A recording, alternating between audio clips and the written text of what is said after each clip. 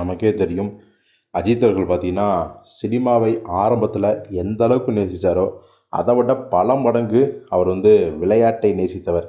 அது இந்த bike race, car race அப்படின்னு சொல்லலாம். அவர் நிறைய தடவை அடிபட்டிருக்கிறார். முதுகில் ஏகப்பட்ட ஆப்ரேஷன். இது எல்லாத்துக்கும் காரணம் அவர் அந்த ரேஸில் போய் கலந்துக்கிட்டு நடந்த விபத்துகள் தான்.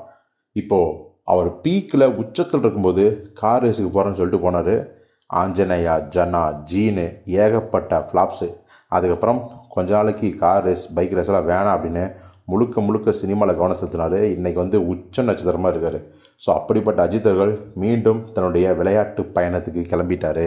நம்ம ஏற்கனவே சொன்ன மாதிரி 2025 பாதி வருஷம் ஸ்போர்ட்ஸுக்கு தான் இம்பார்ட்டன்ஸ் கொடுக்குறாராம். இப்போ பார்த்திங்கன்னா வர ஜனவரி மாதம் 10ஆம் தேதி 11ஆம் தேதி துபாயில் கார் ரேஸ் நடக்குது. அதில் கலந்துக்கிட்டு பங்கேற்க போகிறார் நம்ம அஜித்குமார். அதோடு திரும்பி வந்துடுவார்னு கேட்டால் அதுதான் கிடையாது. ஏன்னா அடுத்த வருஷம் ஆகஸ்ட் மாதம்தான் இந்தியாவுக்கு வராராம். அப்போனா கிட்டத்தட்ட 3/4 வருஷம் அவர் அங்கே தான் இருக்க போகிறாரு. இந்தியாவுக்கோ குறிப்பாக சினிமாவுக்கோ வரமா ஐடியாவே இல்லை.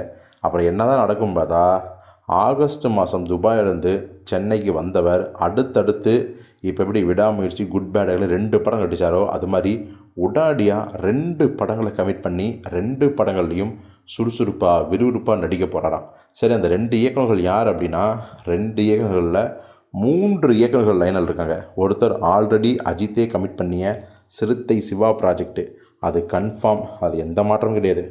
அப்புறம் இன்னொரு படம் யாருது அப்படின்னா 2 இயக்குனர் இருக்காங்க.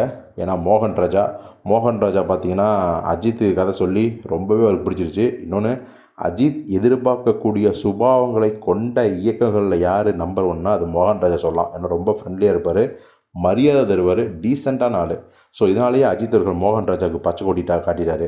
அதே சமயத்தில் இப்போ நம்ம தளபதி விஜய் கோட்டுங்கிற ஒரு மிகப்பெரிய வெற்றியை கொடுத்தார் வெங்கட் பிரபு. போன வருஷம், அதாவது இந்த வருஷம் 2024 அதுதான் நம்பர் 1 வசூல்.